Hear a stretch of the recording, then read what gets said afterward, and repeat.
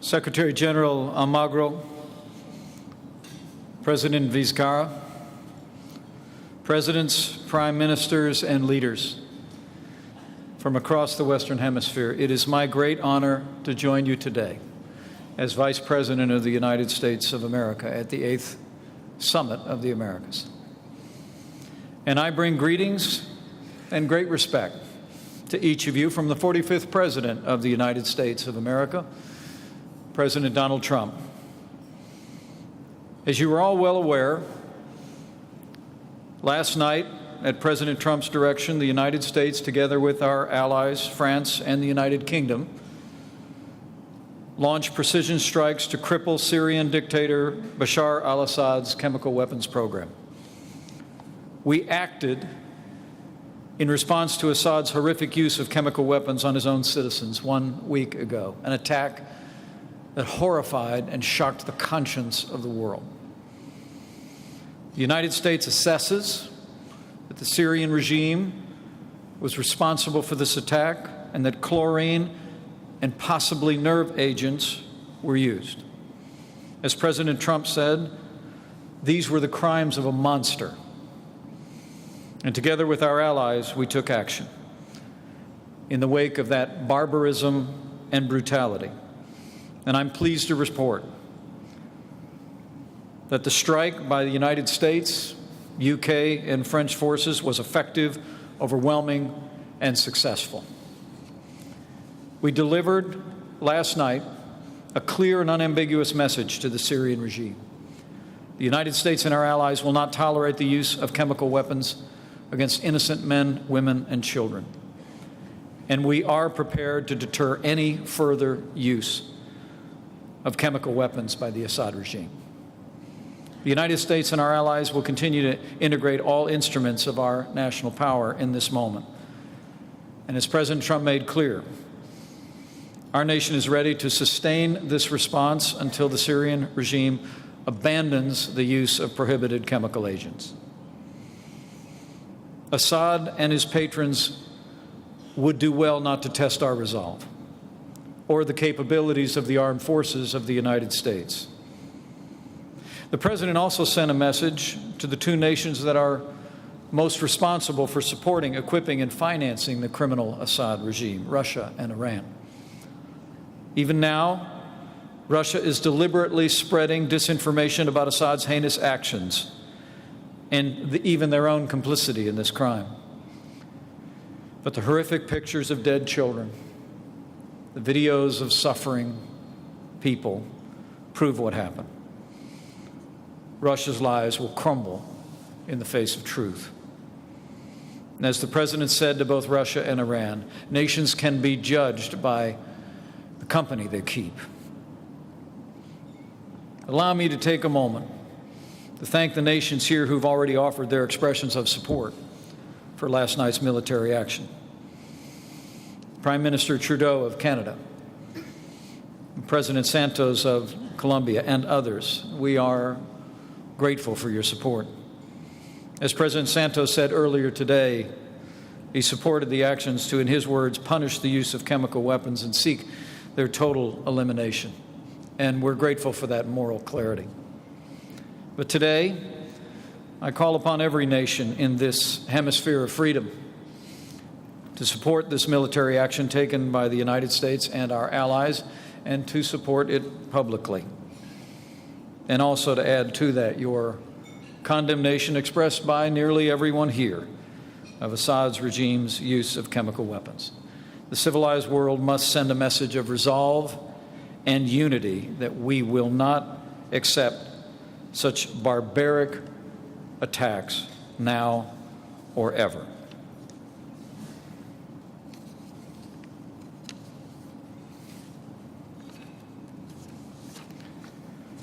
With that, let me say, Mr. President, it is a great pleasure to be in Lima, and it's my great privilege to address this historic summit.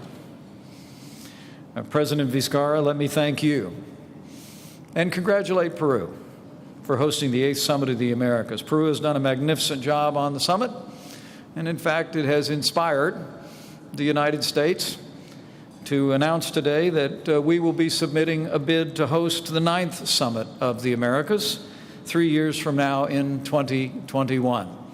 And we'll see if we can do just as well as Peru has done. We gather today to continue a great work. 24 years ago, the nations of the Western Hemisphere came together in Miami, Florida, to chart a new era for ourselves and our posterity. At the first Summit of the Americas, we issued a declaration of principles in which this body agreed to work together as never before to advance prosperity and democratic values, as well as institutions and security in our hemisphere. The United States is proud to stand with free nations across this hemisphere in pursuit of these noble goals. President Trump sent me to South America last year to deliver our message of commitment to the region. It's a message I will deliver again when I visit Brazil next month. That under President Donald Trump, the United States will always put the security and prosperity of America first. But America first does not mean America alone. The United States has always cherished our neighbors and friends across this region. Our nations are bound together by geography, but also by history and by an enduring aspiration for freedom. Ours was always meant to be a hemisphere of freedom. As the Charter of the Organization of American States declares, the historic mission of America is to offer a land of liberty. And as President Trump has said, the United States seeks a future in the Western Hemisphere, in his words, where the people of each country can live out their own dreams. From the first day of our administration, we've also taken decisive action to make this vision a reality. Like the citizens of your nations, the people of the United States seek a future of opportunity and prosperity. That's why in America, I'm pleased to report to our friends and allies present that this administration has been rolling back burdensome regulations in record numbers. We've been unleashing our boundless natural resources. And quite recently, President Trump signed the largest tax cuts and tax reform in American history. And the results have been dramatic. Businesses large and small across the United States have created nearly 3 million jobs.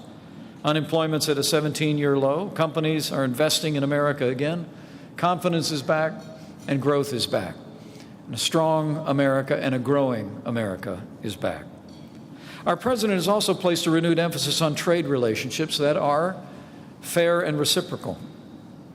While the United States trades nearly 3 times as much with our neighbors in the Western Hemisphere as we do in China, we recognize that there is still tremendous opportunity to forge even stronger and more balanced trade relationships across this region. Our administration has already taken action to reach new deals and update existing agreements, and we're encouraged by the progress we've made.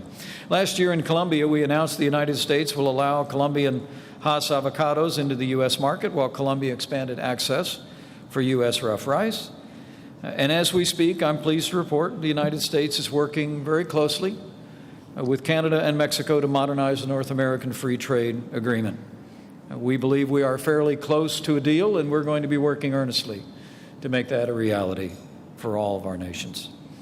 Beyond trade, the United States will continue to share our traditions of entrepreneurship throughout the region. I'm honored to be joined today by Ivanka Trump, who is a great champion for women's economic empowerment all over the world. She helped organize our administration's new 2X Women's Initiative, and as Ivanka announced in Lima yesterday, through this vital program, the United States will invest an unprecedented $150 million to support women entrepreneurs throughout Latin America.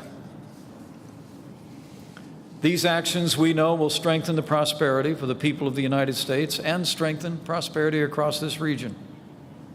But ultimately, as we gather today, we all recognize, with few exceptions, that we cannot forget that security is the foundation of our prosperity. For despite our progress as we gather here for this historic summit, the challenges facing the Western Hemisphere remain. We see gangs and criminal syndicates that plague our cities and towns. We see illegal drugs that poison our children and tear families apart. We see a flow of migrants fleeing hardship and oppression in their homelands. And we see the We see the migration of criminals, human traffickers, drug traffickers, and even terrorists making their way across our borders. In the category of terrorists, the United States actually refuses entry to 7 known or suspected terrorists every day. Nearly 2,500 a year are stopped. We have real challenges for security at our borders. Just yesterday, we're reminded of the threats that we face when Marxist narco-terrorists in Ecuador brutally killed 2 journalists and their driver. And I extend the condolences and the prayers of the American people to the victims and their families and the people of Ecuador.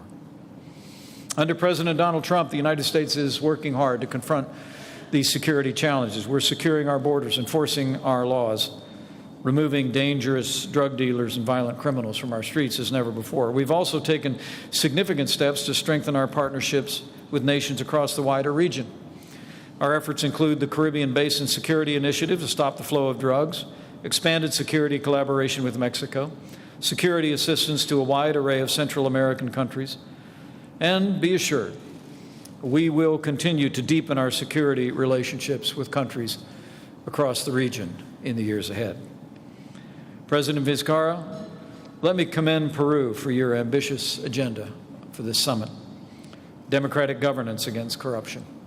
This is a vitally important issue that bears upon the long-term prosperity as well as the well-being of the people of this hemisphere.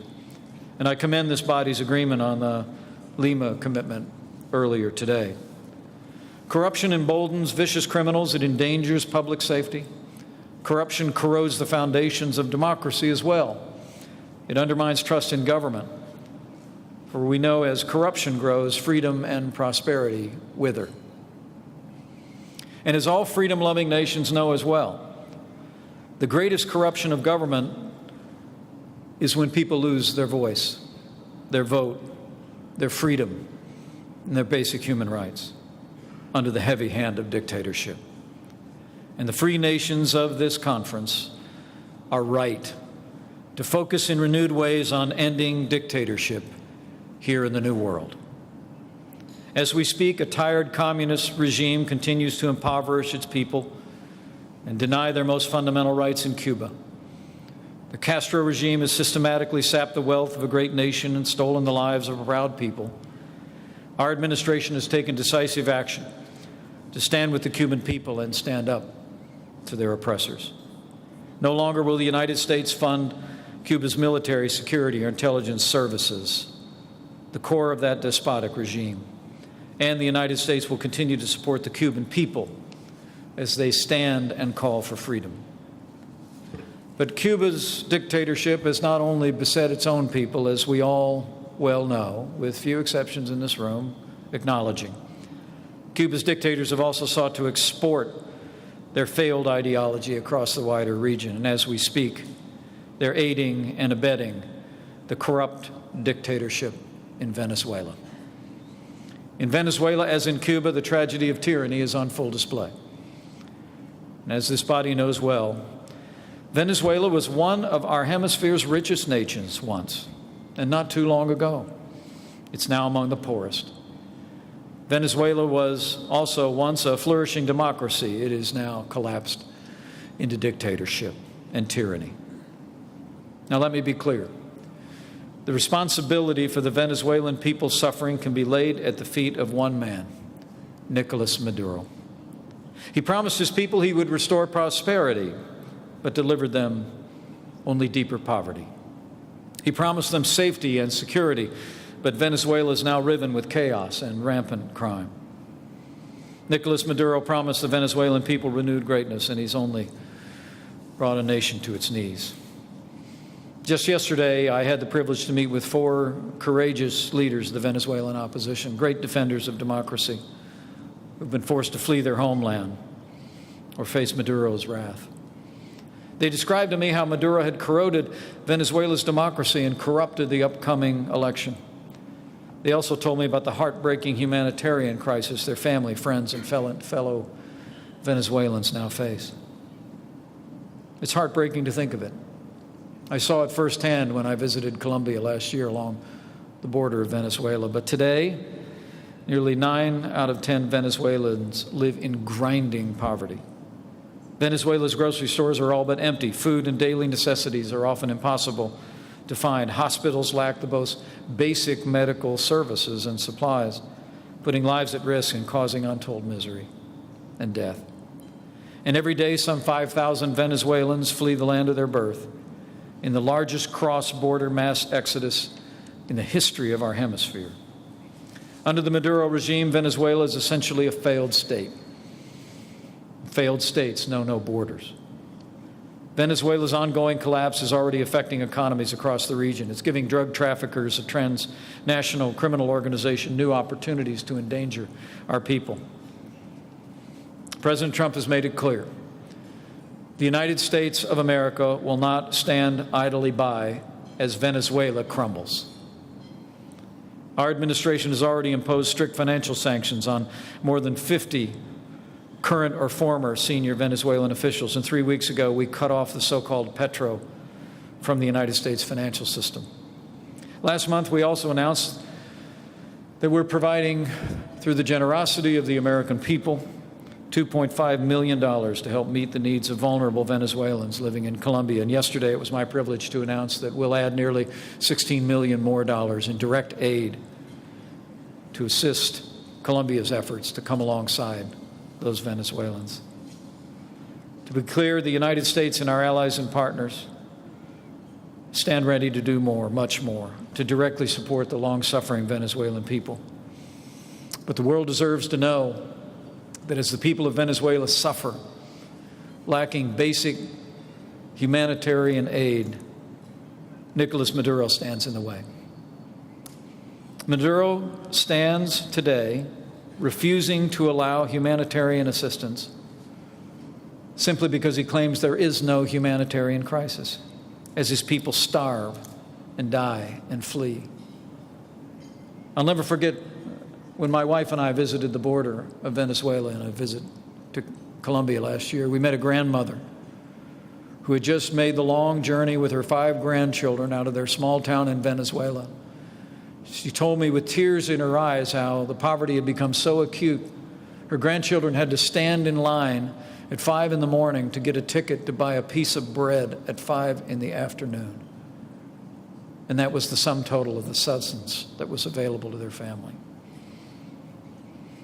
Today, we call on the Maduro regime to open up their country to life-saving aid the Venezuelan people so desperately need. Allow me to thank the many nations here who've already taken action to support the Venezuelan people with assistance and aid. Nearly 2 million that have been displaced thus far, and the compassion and generosity of nations across this region is inspiring to see. Let me also thank those who've stepped forward to join us to rebuke and isolate the dictator Maduro and his brutal regime through economic and diplomatic means. Costa Rica has refused to let Venezuela's Minister of Defense land on its territory, setting a precedent for other nations to deny Venezuela official travel. Canada has sanctioned more than 40 Venezuelan officials. Argentina and Brazil led the effort to suspend Venezuela from Mercosur. Panama designated more than 50 Venezuelan officials as high risk for money laundering and recalled its ambassador from Caracas. And Peru withdrew Venezuela's invitation to this summit. Mr. President, that sent a powerful message that Maduro and dictatorship and his despotism is not welcome here, and I commend you. To all of you whose nations have taken action, thank you for your stand. Thank you for your stand for freedom in our hemisphere. But let me say, on behalf of President Donald Trump, the United States believes now is the time to do more, much more.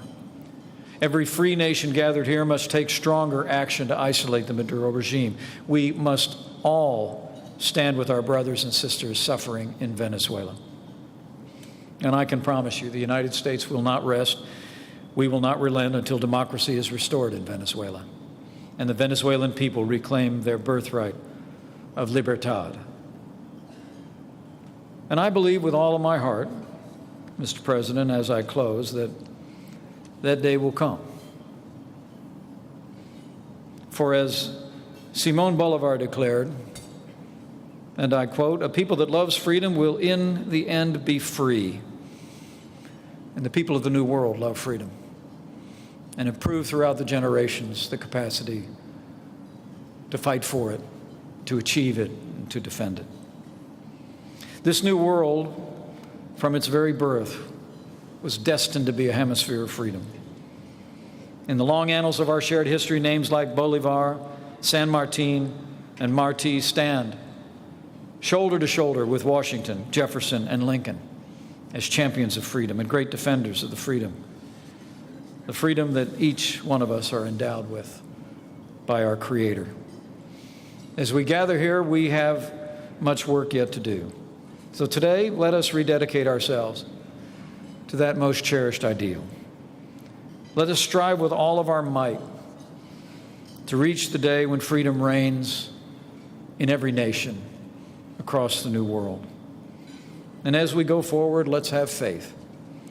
Faith in the boundless capacity of the people of the new world to advance the principles that have always been the source of our greatness. And let us also have that other kind of faith. Remember to pray for people that are struggling under the weight of tyranny, remembering, as the good book says, that where the Spirit of the Lord is, there is freedom. With the courage of our citizens, with the conviction of the leaders gathered here, and with God's help, I know this new world will prove once more that no force on earth can overcome freedom. Thank you. May God bless all the people and nations of this great Western Hemisphere.